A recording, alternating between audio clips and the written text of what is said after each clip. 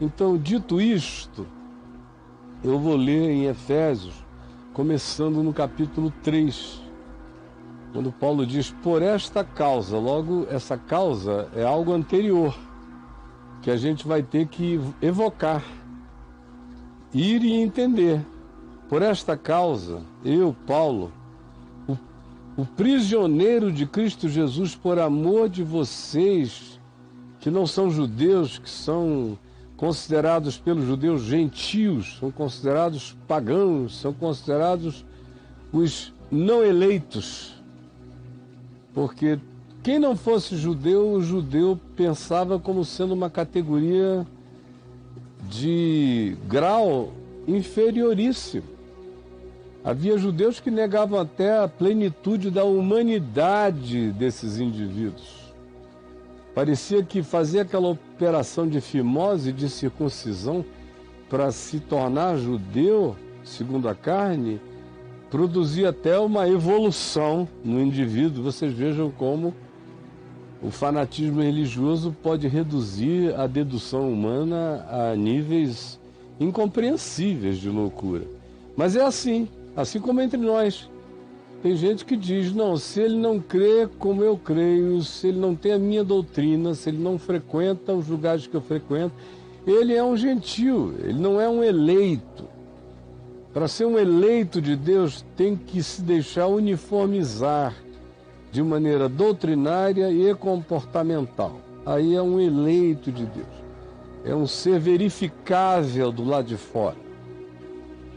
Mas Paulo diz, por esta causa eu, Paulo, prisioneiro de Cristo Jesus, porque ele diz que está preso por causa da mensagem que ele sustentava, que era uma mensagem diferente da dos judeus. E era uma mensagem que tinha por finalidade levar o evangelho, boanovizar a mente dos chamados gentios, dos chamados dos não judeus, dos não eleitos. Ele diz, eu estou preso por causa de vocês, porque eu não aceitei negociar com os judeus a extensão da graça de Jesus que alcança o mundo inteiro. É por isso que eu estou aqui, porque se eu parasse de dizer o que eu digo, de estender a graça de Deus para parâmetros impossíveis de serem contidos, e se eu tivesse um diálogo de compromisso, de barganha com as lideranças judaicas, eu pararia de ser perseguido onde eu vou, porque quem mais me persegue, e só quem me persegue, são eles. Não são os romanos, são os judeus.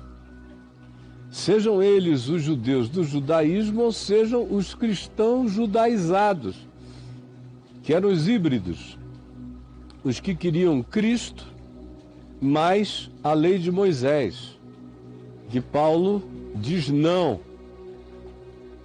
O fim da lei é Cristo. E em Cristo a gente obedece à lei da vida. É outro nível. É por esta causa, por não negociar, por não fazer nenhuma barganha com ninguém acerca do significado do Evangelho, que Paulo diz que está preso. Só por isso. No ostracismo da cadeia. Por amor ao mundo, aos gentios, aos não eleitos.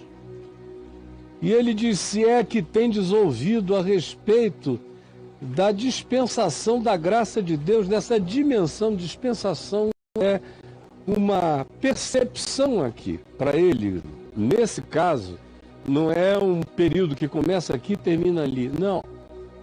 Para ele vem de dispensa. É de abrir um portal, olhar para dentro e enxergar riqueza.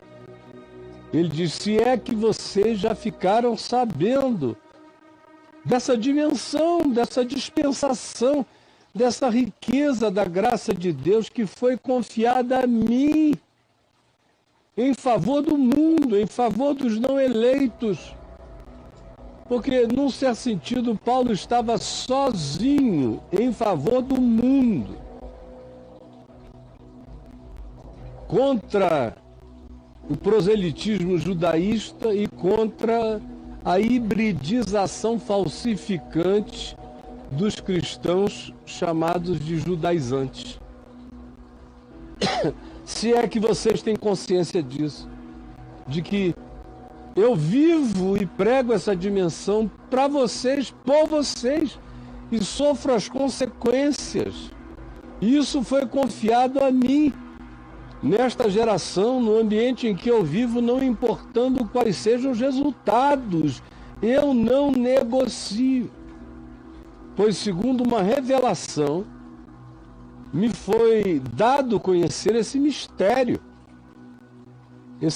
extraordinário, conforme eu escrevi há pouco, resumidamente, pelo qual, quando lerdes, podeis compreender o meu discernimento, a minha compreensão, o meu evangelho, que não é segundo a ordem levítica, é segundo a ordem de Melquisedeque, não é segundo a linhagem de Israel segundo a carne, é conforme a graça universal de Deus cobrindo todos os homens. É um mistério que sempre esteve presente como manifestação livre de Deus no mundo, mas os semitas, depois os hebreus, depois os israelitas, depois os judeus e depois os cristãos judaizantes nunca entenderam. Que mistério é esse? Ele diz, eu falei resumidamente acerca disso antes. Então a gente vai ter que ler antes agora, para lembrar o que foi que ele disse. Que coisa resumida foi essa? Que mistério é esse que explica o compromisso de Paulo de pregar o evangelho e viver com as consequências, alcançando o máximo possível de não-judeus, de não-eleitos. De gente que não tem a presunção de ser um eleito de Deus. Gente sem pedigree. Ele está dizendo, o meu compromisso, pelo qual eu estou preso, é esse, de estender as dimensões, a dispensação da graça de Deus para fronteiras não riscadas em chão nenhum, porque é infinito esse amor. Por isso ele vai dizer no capítulo 3, no verso 18, para poderes compreender qual a largura e o comprimento e a altura e a profundidade, e conhecer o amor de Cristo que excede a todo entendimento, para que sejais tomados de toda a plenitude de Deus. Ou seja, me foi revelado que isso é ilimitado. E ninguém pode definir os eleitos de Deus, porque é só Deus quem os justifica. Assim como estamos todos proibidos de separar o joio do trigo, porque isso não é tarefa para homens. De modo que eu estou aqui apanhando sozinho pelos não eleitos, pelos ignorantes, pelos que não têm pedigree, pelos que não são judeus, nem judaizados, nem igrejados, nem confinados, de jeito algum. Esse é o mistério que me foi dado, e eu expus resumidamente, a saber, o quê? Quando ele diz no verso 11 do capítulo 2, ele diz, lembrai-vos de que antes vós, falando à igreja dos gentios de Éfeso, que ele espera que tenham compreendido alguma coisa, acerca de quem ele reclama que qualquer falso apóstolo ou pregador que chegasse lá desvirtuando tudo, eles acabavam seguindo, mas que a verdade do evangelho toda em favor deles, eles acabavam preterindo, revelando essa necessidade humana e essa ambivalência humana de um lado confessar que quer liberdade, de um outro lado não saber viver sem alguma escravidão. Então ele diz, lembrai-vos de que antes vocês, gentios, gentios segundo a carne, chamados pelos judeus de incircuncisos, de gente que não fez a fimose sagrada da consagração, gente que não foi batizada segundo o batismo judaico, que era a circuncisão. Vocês que eram chamados de não batizados, de incircuncisos, de alienados por aqueles que se auto-intitulam batizados e circuncisos, na carne, no rito, na forma, nas manifestações externas, mas eles julgam todo aquele que não fez essa viagenzinha ritual que eles fizeram, glorificando eles essa circuncisão feita por mãos humanas. Ele com isso está dizendo que ele repete várias vezes que a verdadeira circuncisão não é no pênis, não é no cabrestinho, não é a fimose, é no coração, quando se tira o coração de pedra e se coloca um coração de carne sensível ao Espírito de Cristo, ao Evangelho, à lei da vida em nós. Então ele diz, naquele tempo, vocês que eram julgados desse modo, viviam também e eram considerados como gente sem Cristo. Eram considerados como pessoas separadas da comunidade de Israel segundo a carne. Por esses que se auto-intitulam de circuncisão, vocês eram considerados separados da comunidade de Israel e estranhos às leis, às alianças da promessa. Vocês não sabiam do amor de Deus. Eles sabiam e não vivenciavam. Vocês não sabiam e viviam alienados. Eles sabiam e achavam que era só para eles. E se diziam os eleitos. E expulsavam vocês e consideravam vocês aqueles seres perdidos. É uma história que se repete sempre nos dias de Paulo, entre hoje e ainda o haverá no futuro, da mesma forma. Vocês que eram assim tratados como estranhos, alienígenas, em relação às alianças da promessa.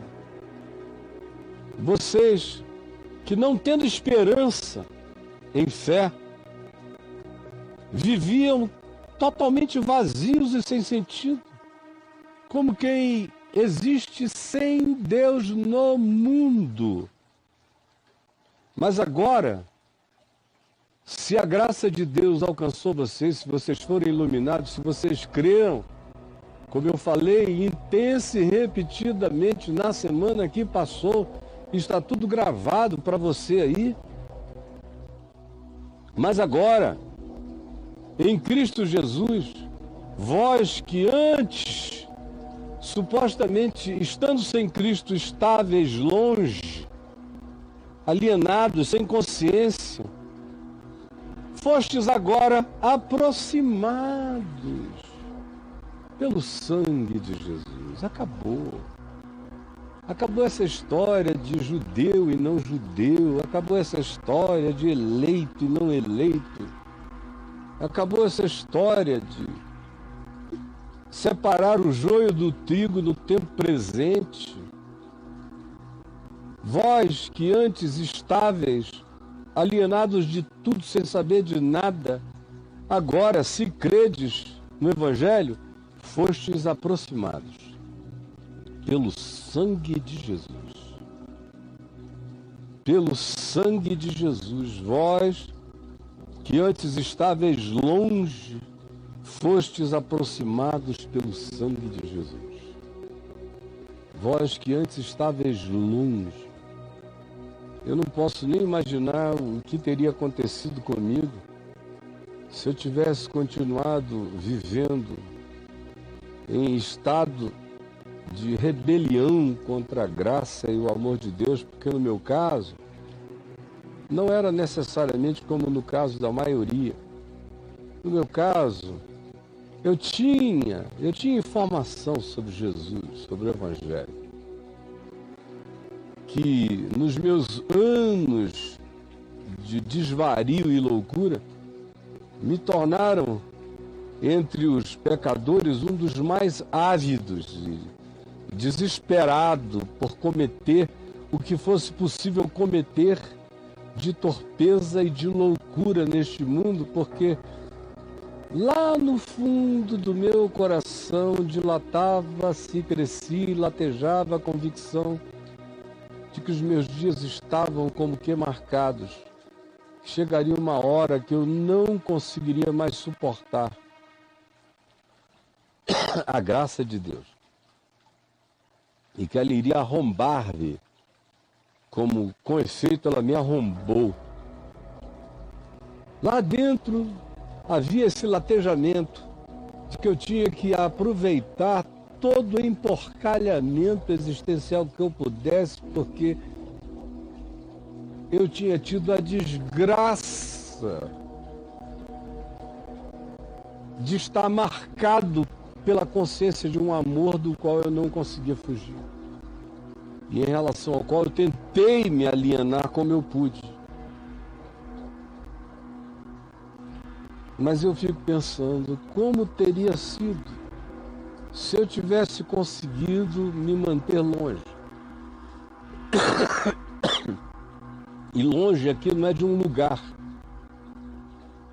Longe é desse conhecimento da graça.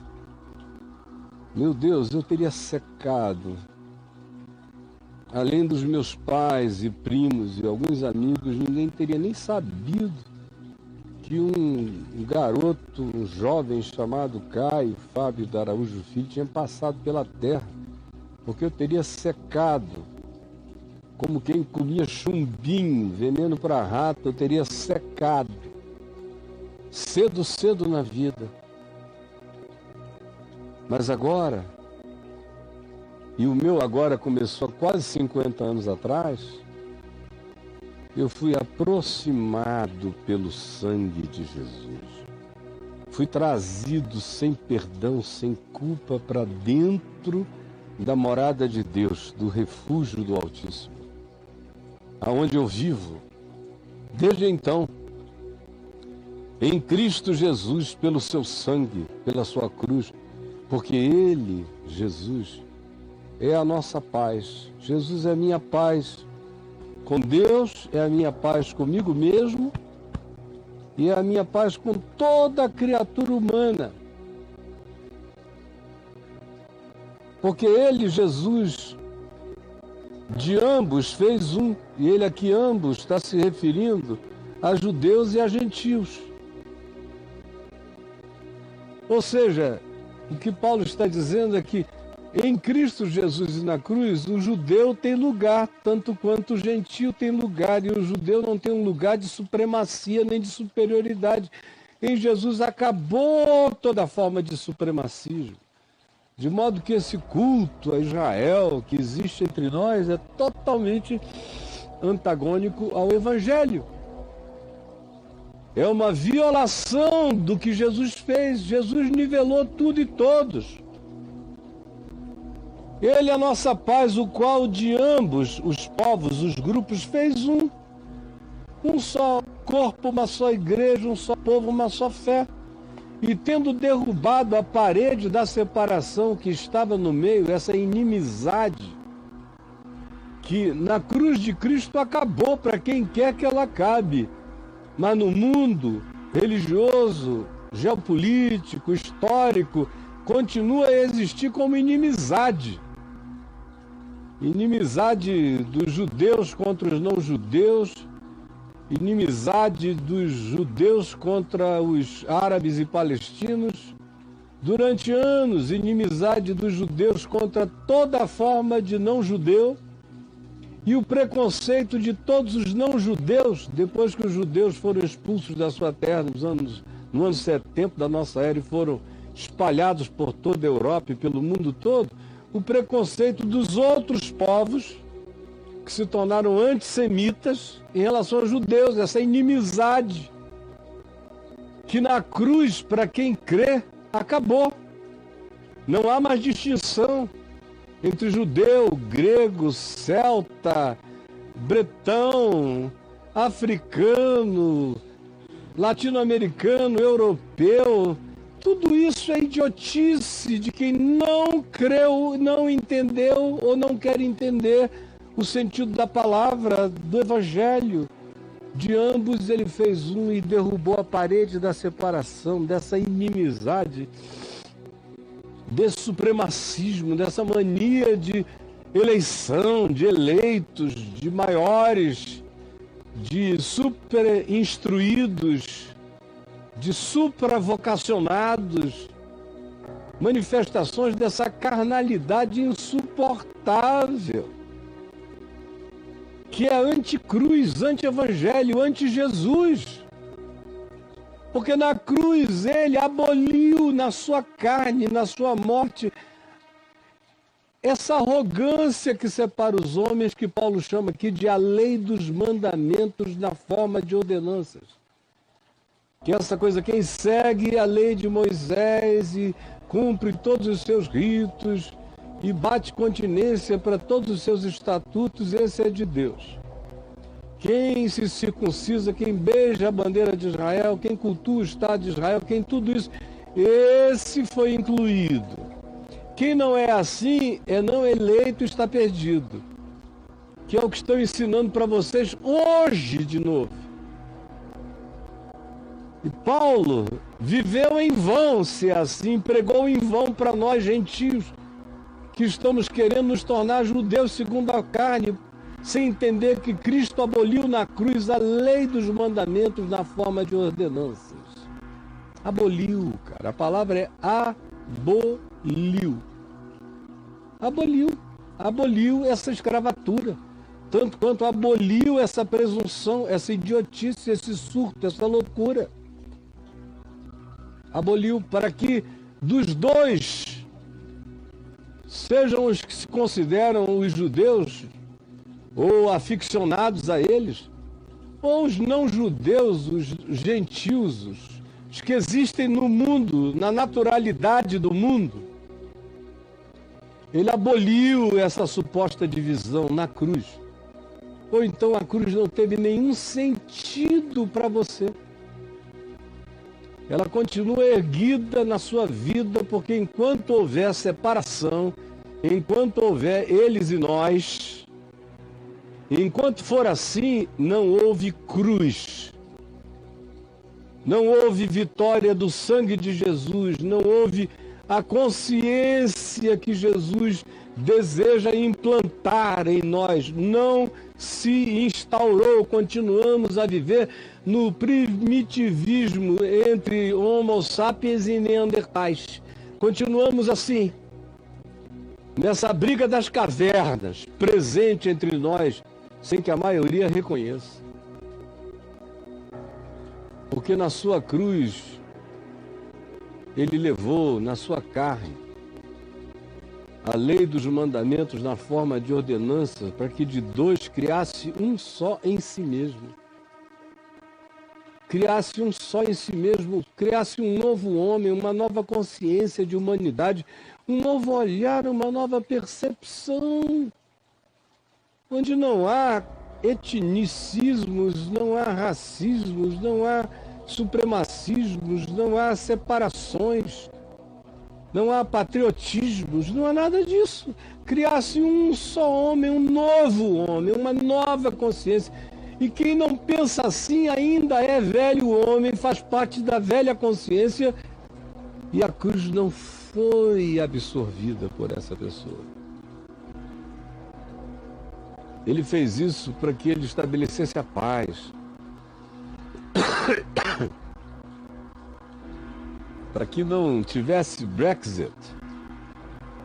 Para que a gente não dissesse, não, aqui não entra. Ele fez na intenção de que o Evangelho, a Boa Nova, anunciada e pregada, fizesse as pessoas entenderem, os que crescem, que todo muro de separação, de preconceito, é uma ilusão diabólica, porque de todos ele fez um. De acordo com o mesmo DNA, todos somos iguais. Hoje em dia, se você quiser fazer um teste de DNA, você vai ver que por mais anglo-saxão que você seja, tem sangue africano em você. por mais negro que você seja, tem sangue nórdico europeu em você, porque é de um só. Ele fez toda a raça humana. E ele foi à cruz a fim de que reconciliasse todos. A nova humanidade é essa. É quando nós não formos separados por mares nem continentes, por isso que o Apocalipse diz que chegará aquele dia em que o mar deixará de ser uma separação de qualquer que seja a natureza.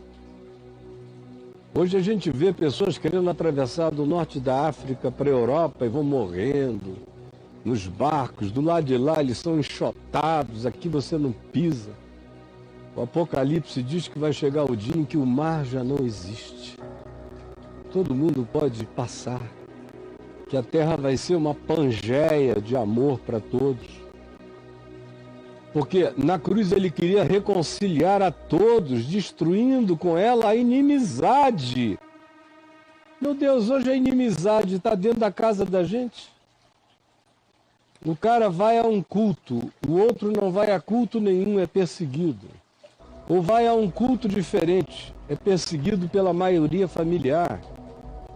Ou muda de opinião, é perseguido pelos amigos. Ou vota diferente, estabelece-se uma muralha de separação. Aí você vê todos os gramados dos Estados Unidos sendo feitos por mexicanos e latinos durante décadas, e todo o serviço da construção civil, tudo. De repente surge um enlouquecido que diz: não, vou fazer um muro aqui. Porque do lado de lá só tem ladrão, só tem prostituta, só tem marginal, só tem bandido. Mas são esses mesmos que por quase um século têm construído todas as casas na América do Norte, todos os esgotos, aplanado todos os caminhos. De repente tudo é esquecido, até aqueles que, sendo filhos e netos desses que migraram, hoje esqueceram sua própria origem e não querem deixar entrar mais ninguém. Se o avô deles estivesse vivo hoje, não entraria, eles não deixariam. Vocês vejam o retrocesso de consciência perversa. O Evangelho é para o mundo, porque a intenção dele é fazer um novo homem que tenha essa consciência, que queira essa paz, que busque essa reconciliação, que destrua a inimizade, porque essa é a verdadeira evangelização, é a boa nova. Ele veio, Jesus, e evangelizou paz a vós outros que estáveis longe, Paulo diz. Vocês aqui de Éfeso não sabiam de nada. E ele trouxe essa boa nova de que a humanidade pode ser uma só, em graça e paz. Tanto quanto evangelizou paz àqueles que estavam perto da notícia, da informação, como os judeus que o mataram em Jerusalém, mas foram testemunhas oculares daquilo que desprezaram de tão perto que estavam. Porque por ele, Jesus, qualquer banda do mundo, por ele nós todos temos acesso ao Pai em um só Espírito. Todos temos acesso ao Pai, sem nenhuma acepção de pessoas, em um só Espírito. Porque por ele ambos os grupos, ou as múltiplas manifestações humanas, todos temos acesso ao Pai em um só Espírito. Mesmo Espírito que é dado a toda a carne, como se diz, pois o meu Espírito será derramado sobre toda a carne. Sobre todos, sem acepção de pessoa. Assim, já não sois estrangeiros, vocês que se julgavam alienados porque os outros diziam que vocês não tinham pedigree, como hoje aqueles que são discriminados pela religião, que eu encontro aos milhares, que me abraçam e me saúdam sabendo que o preço que eu pago é alto, mas pago um alto preço na história para que esse evangelho da graça de Deus continue a ser pregado a todo ser humano, não importando o seu gênero, sua sexualidade, sua identidade, seu grupo político, sua cultura, sua nacionalidade, sua etnia, não importa. Eu posso viver e morrer sozinho, mas segurarei este cetro do Evangelho em favor dos não-judeus, dos não eleitos da terra, segundo a arrogância do fanatismo religioso. Segurarei esse cetro até o fim da minha vida. E sei que muitos outros o farão, que essa palavra não ficará em vão. Assim eu digo a você que é não judeu, não evangélico, não cristão, não religioso, não qualquer coisa, não eleito. Assim eu digo que vocês já não são estranhos, já não são mais peregrinos sem rumo. Cada um de vocês tem sentido em Cristo. As muralhas foram derrubadas e, se não foram derrubadas entre o seu próximo e você, porque ele é preconceituoso, eu lhe digo, a muralha foi derrubada entre você e Deus, o caminho está aberto, o acesso é livre em Cristo Jesus.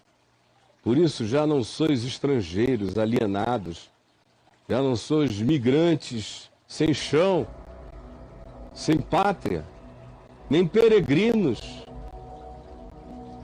mas sois concidadãos daqueles que têm a melhor consciência em Deus. Sois família de Deus, sois filhos de Deus.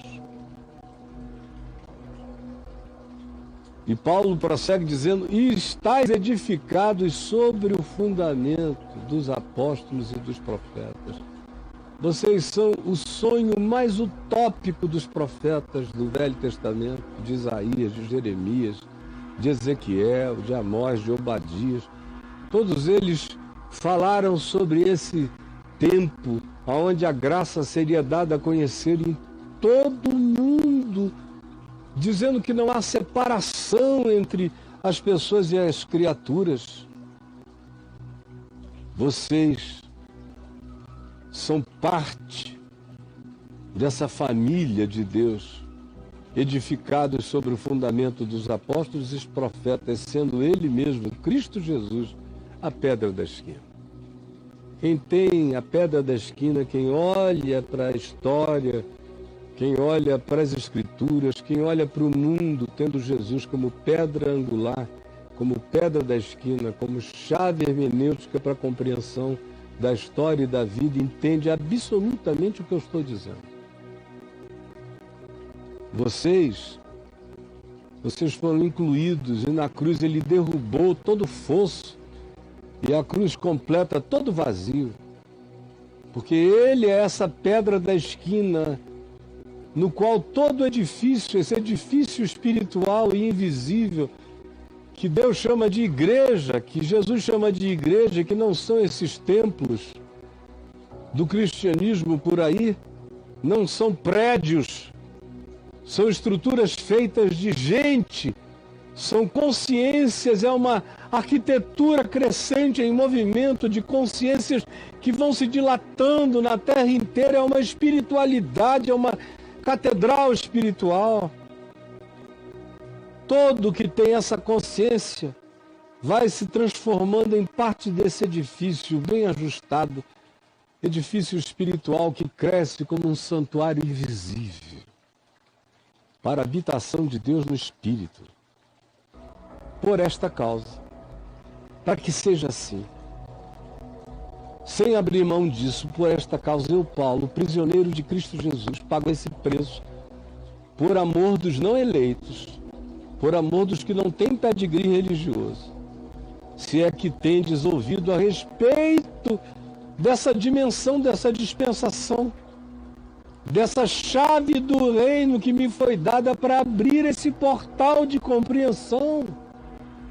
Isso foi confiado a mim e eu levarei até o fim, pois segundo uma revelação me foi dado conhecer o mistério conforme há pouco eu resumidamente expliquei a vocês, em nome de Paulo, pelo qual Paulo diz: quando lerdes ou quando ouvirdes até da boca do Caio, podeis compreender o meu discernimento, a minha compreensão no mistério da graça universal de Deus no mundo, o qual em outras gerações, como por exemplo no tempo de Moisés, estava oculto. Os profetas, os melhores deles no Velho Testamento, tiveram vislumbres. Mas agora, depois de Cristo, depois do véu rasgado de alto a baixo, agora foi revelado aos que andam na graça de Deus. Os verdadeiros apóstolos de Cristo compreenderam, e os profetas de Cristo no Espírito, no Evangelho, não são esses profetas dessas reuniões que vocês vão, que Paulo chamava isso tudo de loucura, de maluquice. Ele está falando de gente séria, que compreendeu o que eu estou dizendo aqui. Agora foi revelado aos seus apóstolos e profetas no Espírito, a saber o quê? A saber o quê? Que é a causa pela qual ele estava preso, a saber o quê? Que os não eleitos, segundo a religião, que os não-judeus, que os gentios são co-herdeiros. Que não há mais nenhuma acepção de pessoas, conforme Atos 10, aquela visão de Pedro. Não, Deus, ao que Deus santificou, não consideres comum nenhum. Todos são coparticipantes da promessa em Cristo Jesus, por meio do Evangelho, dessa boa nova, que vem para ser proclamada a todos e para a libertação de todos. E Paulo conclui dizendo: de cujo Evangelho eu fui constituído ministro, ou seja, diácono, garçom, servidor dessa comida, dessa consciência no mundo, conforme o dom da graça de Deus em mim, a mim concedida. Quem pode negar o dom da graça de Deus a mim concedida? Segundo a força operante do seu poder. Ele usa 3 palavras gregas para designar força, operação de poder, de eficácia. Essa força que levanta de entre os mortos e que é uma força operante que manifesta a operação permanente da consciência em nós e que é poder para enfrentarmos toda e qualquer coisa.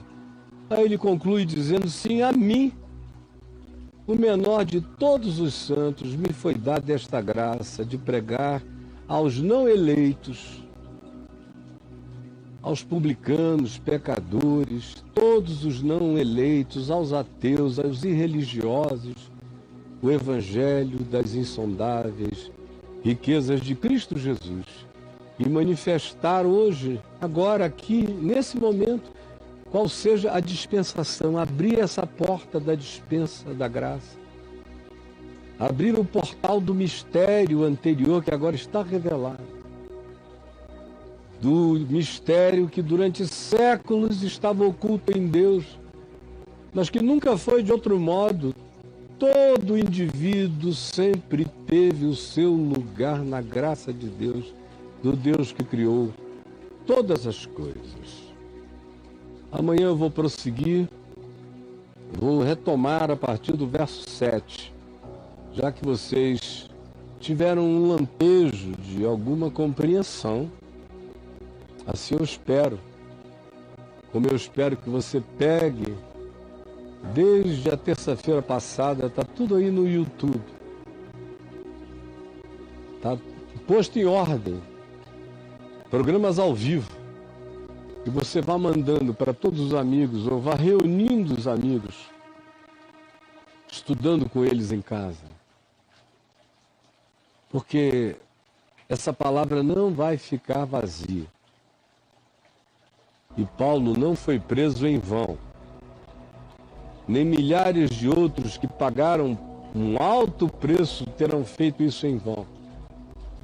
Nem eu viverei na minha geração todas as abominações que a mim atribuem em vão. Porque muitos, milhares e milhões estão crendo e crerão quando discernirem que em Cristo foi derrubada a parede da separação. E que na mente dos fanáticos religiosos é uma viseira que o diabo pôs no entendimento deles para ser removido agora em Cristo Jesus, nesse dia, nesta hora, por essa palavra da verdade.